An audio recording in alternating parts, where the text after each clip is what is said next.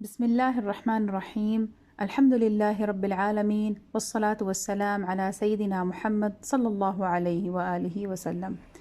شروع کریں گے انشاءاللہ تعالیٰ اپنا سلسلہ کتاب شرح مسند امام اعظم رحمۃ اللہ علیہ۔ آج سے ایک نیا عنوان شروع ہوگا، صفحہ نمبر 66۔ عنوان ہے حدیث کے بارے میں چند ضروری باتیں۔ ضرورت حدیث۔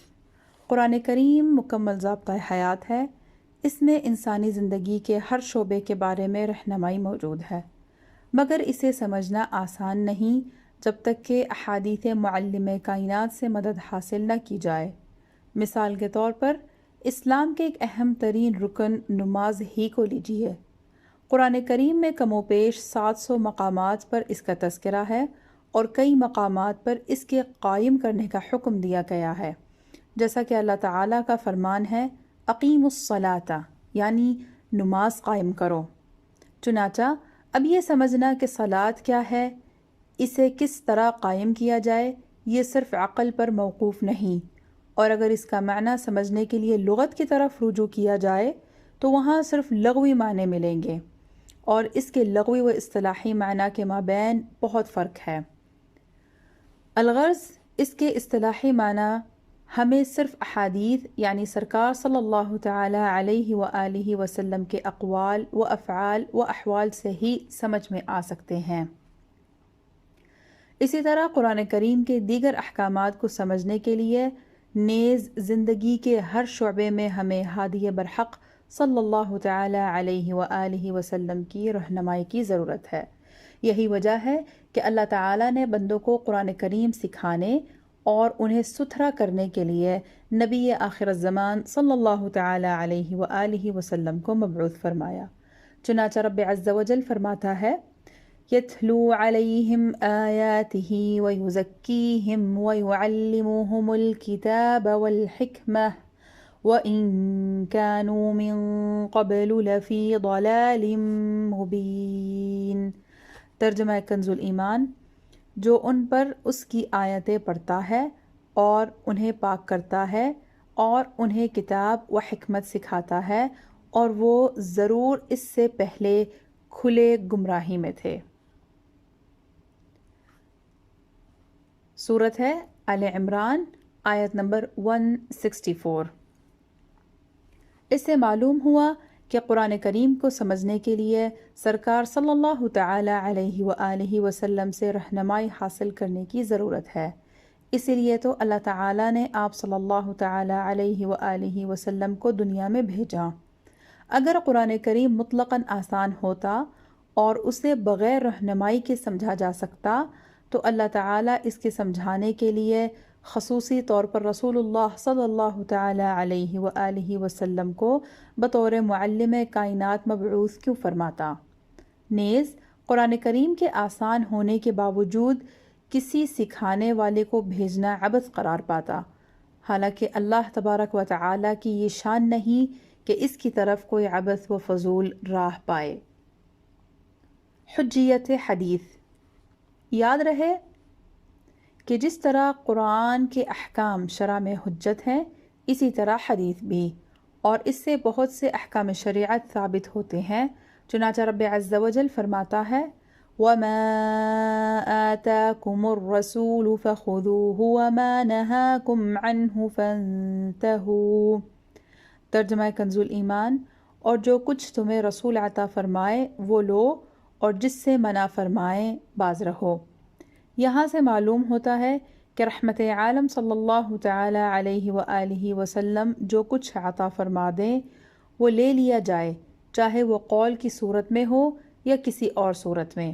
خذوہ اس بات پر دلالت کرتا ہے کہ آپ صلی اللہ تعالی علیہ وآلہ وسلم کے فرمان پر عمل ضروری ہے۔ ایک جگہ فرمایا وَمَا يَنطِقُ عَنِ الْهَوَىٰ إِنْ هُوَ إِلَّا وَحْيٌ يُوحَىٰ۔ ترجمہ کنز الایمان۔ اور وہ کوئی بات اپنی خواہش سے نہیں کرتے، وہ تو نہیں مگر وحی جو انہیں کی جاتی ہے۔ سورہ نجم، آیت نمبر 3-4۔ لہٰذا معلوم ہوا کہ رسول اللہ صلی اللہ تعالی علیہ وآلہ وسلم کا احکام شریعت کے بارے میں فرمان وحی الہی ہے، اور یہ ایسا ہی ہے جیسے رب کا کوئی حکم جاری فرمانا۔ ایک جگہ یوں فرمایا، من یطع الرسول فقد اطاع اللہ۔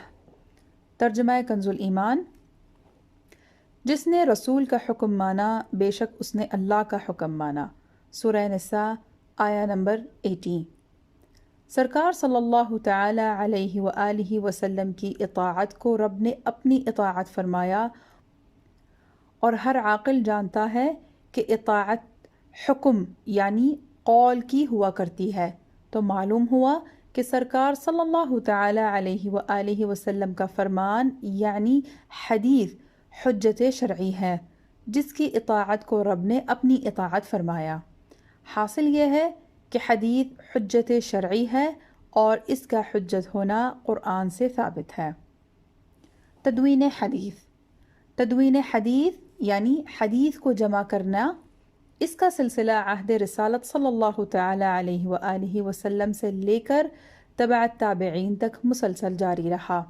اگرچہ ابتدائی دور میں سرکار صلی اللہ تعالی علیہ وآلہ وسلم نے صحابہ کرام کو رضوان اللہ تعالی علیہم اجمعین کو احادیث لکھنے سے منع فرما دیا تھا، کیونکہ ابتدائی دور آیات قرآنیہ کے نزول کا دور تھا، لہٰذا اس دور میں صرف قرآن کریم کو ہی ضبط تحریر میں لانا اہم ترین کام تھا، اور سرکار صلی اللہ تعالی علیہ وآلہ وسلم احادیث لکھنے سے منع فرماتے تھے تاکہ قرآن اور احادیث میں التباس نہ ہو جائے۔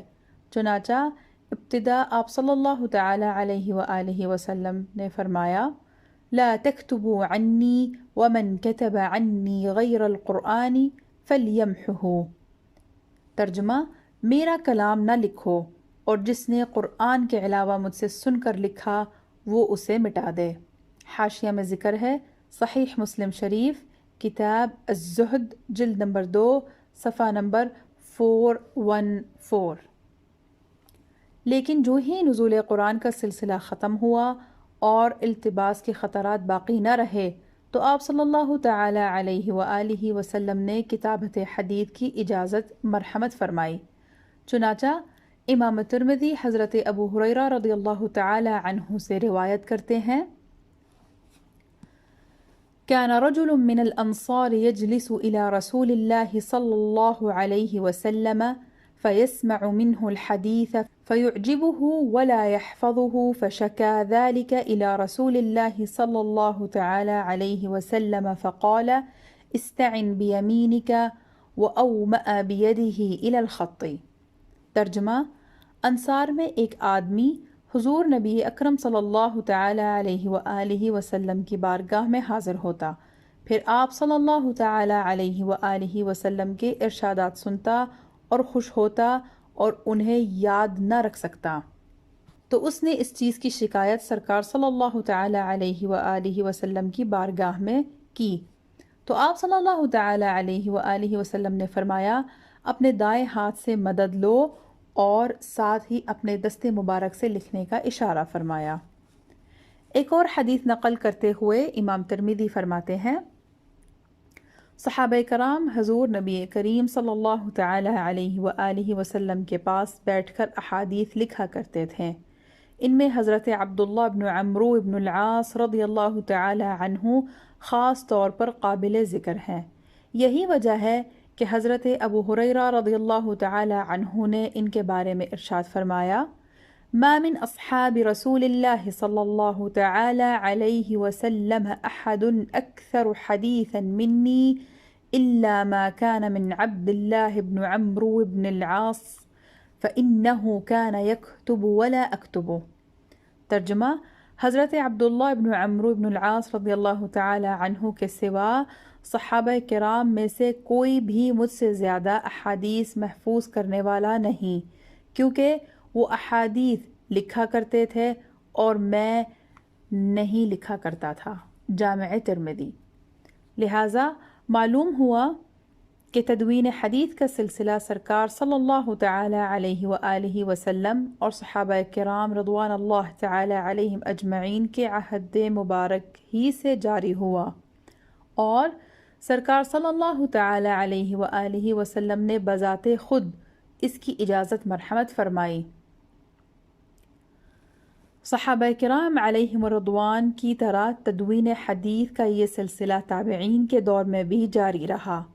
ان تابعین میں حضرت سعید ابن المسیب یا سعید بن مسیب، حضرت سعید بن جبیر، حضرت مجاہد بن جبیر مکی، حضرت قتادہ اور حضرت عمر بن عبد العزیز جیسے جلیل القدر تابعین بھی شامل ہیں رضوان اللہ تعالی علیہم اجمعین۔ تابعین کے بعد تیسری صدی ہجری ان میں مشاہیر علماء نے تدوین حدیث کا کام انجام دیا۔ علی ابن المدنی، یحییٰ بن معین، ابو بکر ابن ابی شیبہ، ابو زرعہ رازی، ابو حاتم رازی، محمد بن جریر طبری، ابن خزیمہ اور اسحاق بن راہویہ۔ ان کے بعد امام بخاری و مسلم اور دیگر کئی محدثین نے تدوین حدیث کا کام کیا۔ امام بخاری و مسلم علی ابن المدنی، یحییٰ بن معین اور اسحاق بن راہویہ کے شاگردوں میں ہیں۔ اللہ تعالیٰ کی ان پر رحمت ہو اور ان کے صدقے ہماری مغفرت ہو، آمین۔ یاد رہے کہ ہر بات جو رسول اللہ صلی اللہ تعالی علیہ وآلہ وسلم کی طرف منسوب کر دی جائے حدیث نہیں ہو سکتی، بلکہ اس بات کے ثبوت کے لیے کہ یہ حدیث ہے یا نہیں اس کی سند دیکھی جاتی ہے، یعنی اس حدیث کے راویوں یعنی بیان کرنے والوں کے حالات و صفات و دیگر لوازمات دیکھے جاتے ہیں۔ مثلاً ان کا ایک دوسرے سے سماع یعنی حدیث سننا ثابت ہے یا نہیں، اور آیا یہ سلسلہ حضور صلی اللہ تعالی علیہ وآلہ وسلم تک متصل ہے یا نہیں۔ راویوں کے اسی سلسلے کو سند یا اسناد کہتے ہیں، جو کہ اس سے حدیث کی صحت و سقم یعنی اس کا صحیح و غیر صحیح ہونے کا پتہ چلتا ہے۔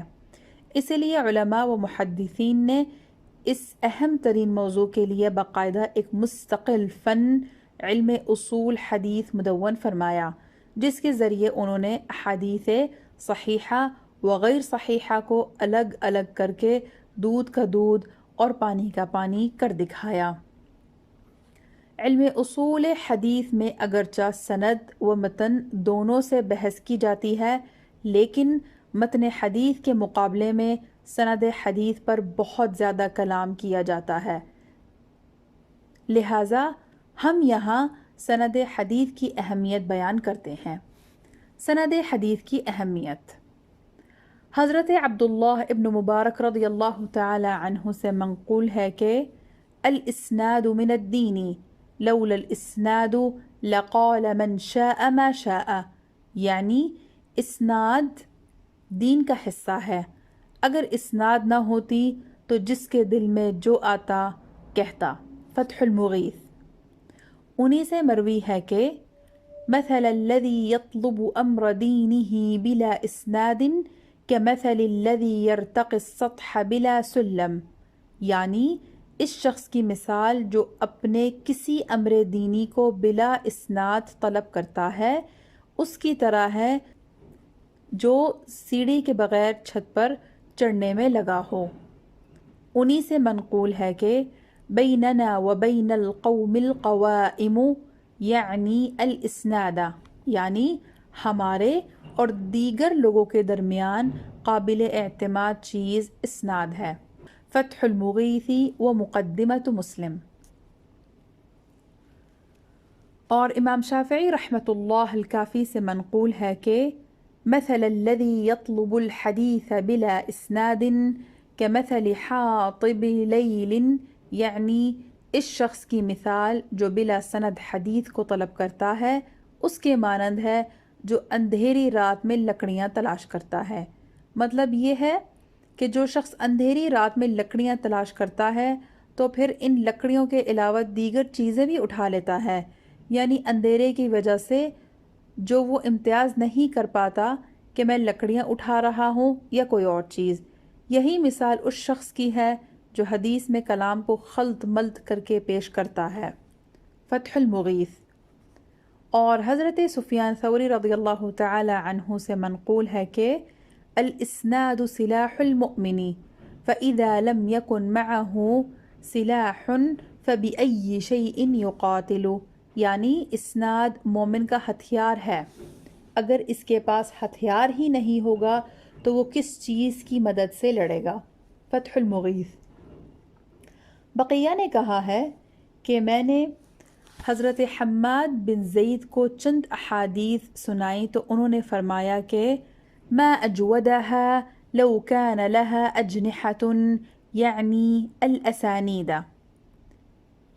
یعنی کیا ہی اچھا ہوتا کہ ان احادیث کے پر و بازو بھی ہوتے، یعنی اسانید کے ساتھ ذکر کی جاتی۔ فتح المغیثی۔ اور مطر نے اللہ تعالیٰ کے اس فرمان او اثارت من علم الاحقاف آیت نمبر 4 کے بارے میں کہا کہ اس سے مراد اسناد حدیث ہے۔ فتح المغیث۔ ایک اور قول ہے، جب امام زہری کو کسی اسحاق بن ابو فروہ نامی شخص نے بغیر اسناد کے چند احادیث سنائیں تو آپ نے اس سے فرمایا قاتلک اللہ یا ابن ابی فروة ما اجرأک علی اللہ الا تسند حدیثک تحدثنا باحادیث لیس لها خطم ولا ازمت، یعنی اے ابن ابو فروہ، تجھے اللہ تباہ کرے، تجھے کس چیز نے اللہ پر جری کر دیا ہے کہ تیری حدیث کی کوئی سند نہیں، تو ہم سے ایسی حدیثیں بیان کرتا ہے جن کی نہ نکیل ہے نہ لگام۔ معرفت علوم الحدیث۔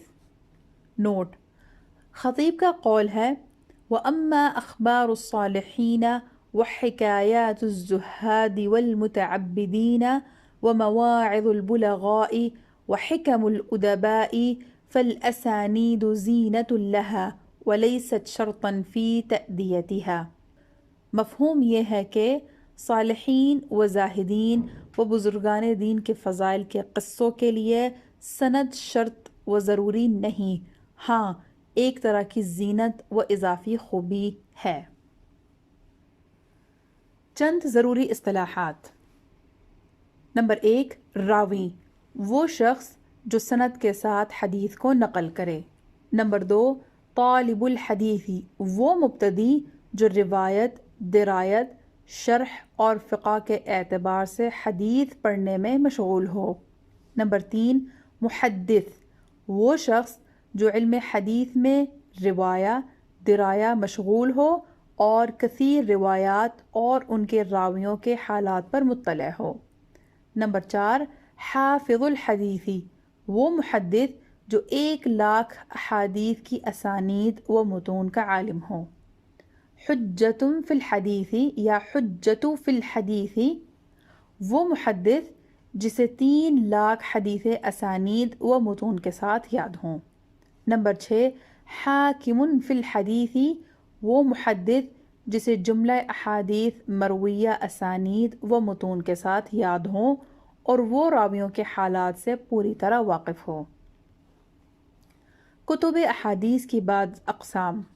نمبر 1، صحیح، حدیث کی وہ کتاب جس میں صرف احادیث صحیحہ ذکر کرنے کا التزام کیا گیا ہو، جیسے کہ صحیح بخاری و مسلم۔ نمبر 2، سنن، حدیث کی وہ کتاب جس میں ابواب فقہ کی ترتیب پر فقط احادیث احکام جمع کی گئی ہوں، جیسے کہ سنن ابو داود و نسائی۔ نمبر 3، جامع، حدیث کی وہ کتاب جس میں 8 عنوانات کے تحت احادیث لائی جائیں۔ وہ 8 عنوانات یہ ہیں: سیر، آداب، تفسیر، عقائد، فتن، احکام، اشراط، مناقب۔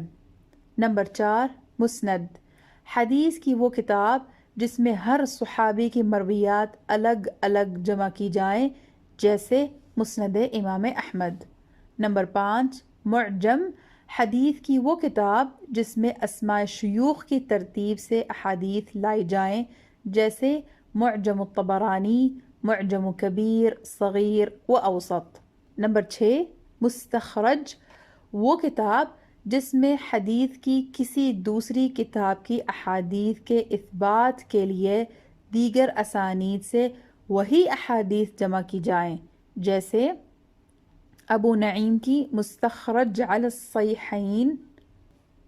نمبر 7، مستدرک، وہ کتاب جس میں کسی حدیث کی کتاب پر ایسی حدیثوں کو زائد کیا جائے جو اس کتاب میں قابل ذکر ہونے کے باوجود مذکور نہ ہوں، جیسے حاکم کی مستدرک علی الصحیحین۔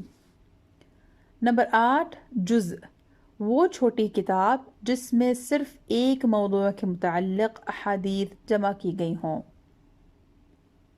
نمبر 8، امالی، وہ کتاب جس میں شیخ کی املا کرائے ہوئے فوائد و نقاط حدیث جمع ہوں۔ نمبر 9، مفرد، وہ کتاب جس میں ایک شخص کی احادیث جمع ہوں، جیسے ابراہیم بن عسکری کی مسند ابو ہریرہ۔ نمبر 11، مرسل، وہ کتاب جس میں مرسل حدیثیں جمع کی گئی ہوں، جیسے ابو داود کی مراسیل۔ یہاں پر ہمارا یہ عنوان ختم ہوتا ہے۔ انشاءاللہ تعالی باقی سلسلہ ہم آنے والی ریکارڈنگ میں اس کو پورا کریں گے۔